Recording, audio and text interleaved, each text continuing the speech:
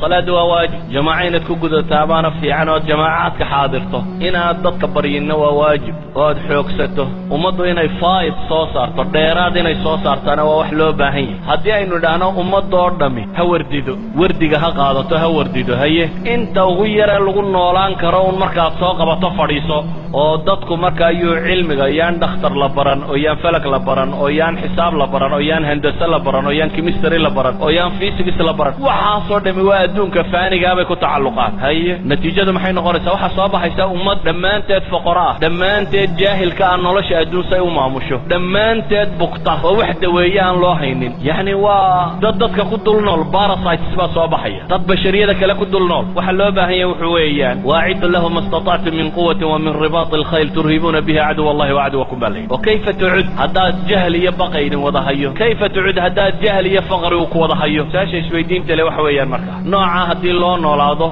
حنون كافافا يعد ويسل هلي ماي جهل كافافا يعد نولشا هرو مرسل هلي ماي نولشا دنبا اسميسا مسلمين تي هوري waxay caanka ku ahaayeen ee dadkan sida qaldan u fahmay waa hal mas'ala bal mas'alada u dhigtaaga waxay ahaayeen wax soo saar dadka ugu badan waxay kala ahaayeen istihlaak dadka ugu yar labada mas'ala ma isla fahmi karaysa shaqo la qabto dad shaqeeyo aan aqoonin caajiska ee wax soo saara laakiin marka ay noqoto ku raaxaysigeeda waxay ahaayeen dadka ugu yar isagoo milyaneer ayuu haduu hilib yaro shiilan cunayso dhan jiray arma kanikii aakhira ku weydaariya idan ma yahay wax la'aan ee waxay iyadoo gacantooda ku jirtaan ay qiimo badan u sameeyeen innaga laba mushkila meesha taala dad badiyay aakhiran ku socona adduunkaba uma baahnin dabeetana un gaal ku hoos noolaaday iyo in aakhiraba ilowday oo tiri adduunyan raadacaynayna dabeetana adduunkan iska bidbidsanayna meelaha duulduul oo kolba siyaaxad iyo daar yar cagaaran iyo inta noloshaba inta moodo aakhira ilowday laakiin labadaba cagsigooda ay hayeen saxaabadii nabiga kaleey salaatu wasalaam waxa hayeen wax soo saar marka la tago dadka ugu juhdiga badan ee muntajiina marka ay noqoto conceptionna waxa hayeen dadka ugu yar juhdiga xaqiiqiga waa ka culamaa الحديث ركمده oo waaweyn oo salafkiyaba waxay oran jireen nin kamidaba wuxuu yiri ardadiisi isagoo la dardaarmaya waryaadeen anigu walaalahay baan ku kornoolo wax la cunaa buu yiri idinka waxaan idin kula talinay inay xoogsadaan buu leeyahay inta yartiin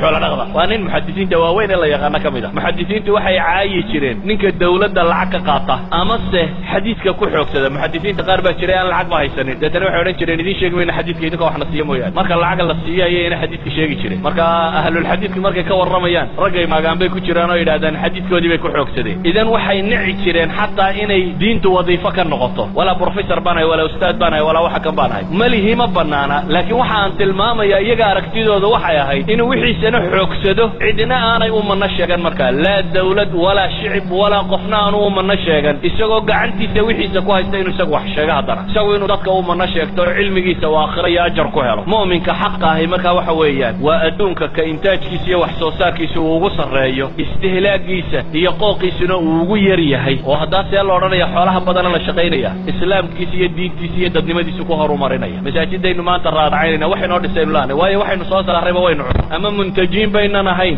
ama mustahlikiin bayna labadubana waa waxa fiicnay muntaj noqo mustahlikina ha noqon wax soo saar waxna hay si aad nolosha u barbaariso u horumariso westrankayn maanta joogna carruurteena islamic school baynu laan maxaynu ugu weynay ama waxbayna soo saarin oo caydaynu ugu filaatay ama wixaynu soo saaraynu liqnayo wala boobna labada goorba waa khasaare taaganima waxaynu u baahanay marka noloshu say u horumarto faa'id kan baa loo baahay halena nabiga kaleey salaatu wasalaam markuu Madiina yimay masaajidka dhisay saxaabadiisi wuxuu tusay inay suuqa galaan oo meelaha xoogsadaan suuqu nabigu u diray yaalaha yuhuud baa lahay yuhuudda la booba nolosha la xoogsada lala meeshu lahaa Abdurrahman ibn Abdulluna ala suuq wa suuq al-yahud suuq banu qaynuqaa baa la geeyay meel kale lama geeynin waxaan rabaa marka dariska macnihiisu wuxuu ku kooban yahay cinwaankii la idibay wuxuu ahaa calaaqati dunya bil aakhirah adduunku aakhira xidhiidhku la leeyahay waa maxay xidhiidhku la leeyahay waxa weeyaan xiska qofka muslimka ee dhabta ah adduunku waa dariiqi aakhira loo marayay haday cibaado tahay nolosha dhan buu cibaado u arkaa xoogsiga xalaasha ay cibaadadu ka mid yihiin marka dambe ilaahay dartii loo bixiyana cibaadadu ka mid yihiin kafaafka aad noloshaada aad ugu dabari kartaa cibaadaday ka mid tahay baryadoo aad iska dayso aad social wax weydiisan cibaadaday ka mid tahay inaad isku fillataa cibaadaday ka mid tahay qofka muslimkii inuu noqdo